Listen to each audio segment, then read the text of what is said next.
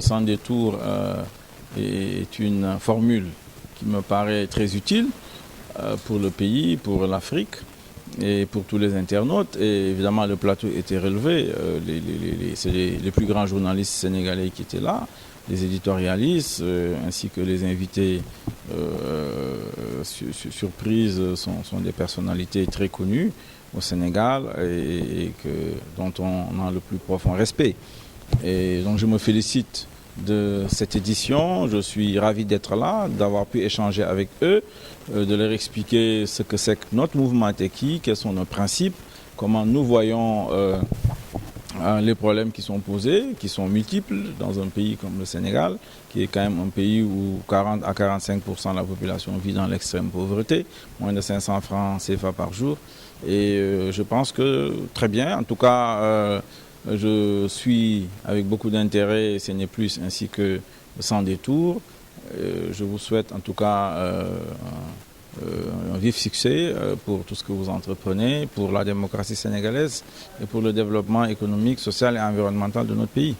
La presse en ligne, c'est quelque chose de nouveau qui est en train de s'imposer petit à petit. Sans doute, à un moment donné, il va falloir évidemment réglementer tout ça ou légiférer autour. À un moment donné ou à un autre de manière beaucoup plus précise, si c'est nécessaire, si les acteurs eux-mêmes le demandent. Forcément, d'ailleurs, je crois, mais bon, évidemment, il y a des problèmes peut-être de déontologie qui peuvent se poser de temps en temps, mais de manière générale, je pense que c'est la marche normale des choses. On est en pleine révolution numérique. Il est normal donc que se développe la presse en ligne et donc surtout avec une diaspora au Sénégal qui est extrêmement développée, comme vous savez. Économiquement, c'est 1000 milliards par an, mais également en termes de... Il y en a qui parlent de 2 millions de Sénégalais ou en tout cas d'origine sénégalaise à l'extérieur. Donc tout cela me paraît, à mon avis, quelque chose d'important et peut-être que dans les années à venir, on va être obligé de discuter de réglementation ou de loi. Mais c'est une dynamique que personne ne peut arrêter. C'était un peu politique dans le sens où, bon, pas forcément de grande précision, mais bon, je veux dire, non plus, ils ne s'étaient pas forcément préparés à ça, mais assez clair dans un sens. Et l'idée pour moi, c'est de les challenger, pas sur ce qu'ils auraient pu faire, mais ce qu'ils peuvent encore faire par rapport à des questions qui sont importantes. Je pense qu'on a chacun des intérêts différents. Moi, mon intérêt particulier, c'est l'éducation et la transformation de l'état d'esprit des jeunes par rapport à leur développement. Donc, j'ai pu lui poser des questions sur ça. Il m'a donné son avis. Certaines choses, bon, on partage, d'autres on partage moins. Mais c'est très bien de favoriser ce genre d'échange. Je pense qu'il devrait y avoir d'ailleurs plus de jeunes dans ce genre de plateau. Voilà. Aujourd'hui, de toute façon, n'importe quel site internet, c'est accessible au niveau des jeunes comme au niveau des vieux d'ailleurs. Après, pour répondre à votre question, ce serait de dire... Il y en a qui sont bien, il y en a qui sont moins bien. Donc vous, je pense que selon mon analyse, vous faites partie de ceux qui sont bien.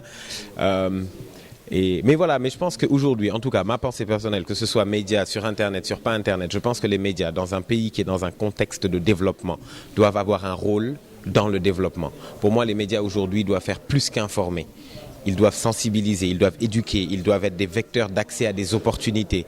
Ils doivent être proactifs. Voilà, ça c'est mon point de vue. Il n'est pas partagé par tout le monde, mais je pense que ça doit servir à ça. C'est une émission qui permet d'aller au fond des choses avec l'invité.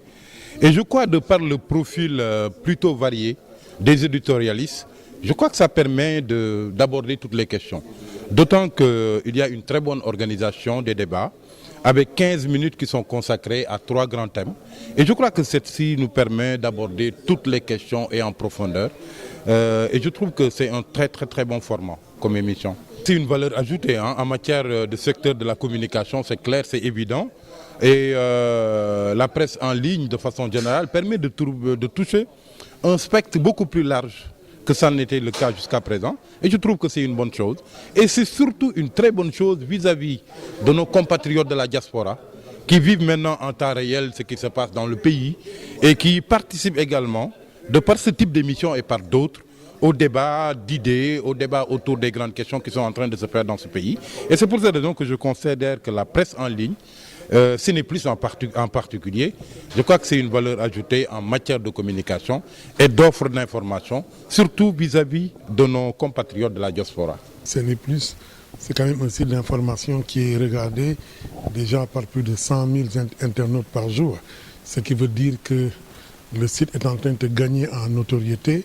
Et à ce niveau-là, effectivement, nous avons beaucoup de retours d'informations des internautes qui regardent cette émission, si je peux l'appeler ainsi, qui regardent cette séquence et qui nous lisent qui lisent aussi nos chroniques. De ce point de vue, c'est vrai qu'aujourd'hui, le site gagne un peu en notoriété et l'émission aussi contribue pour beaucoup à la notoriété du site. La presse en ligne fait partie de ce qu'on appelle les nouveaux médias, comparativement à ce qu'on appelle les anciens médias, c'est-à-dire la radio, la télévision et la presse écrite. Maintenant, Internet est une synthèse des nouveaux médias et des anciens médias.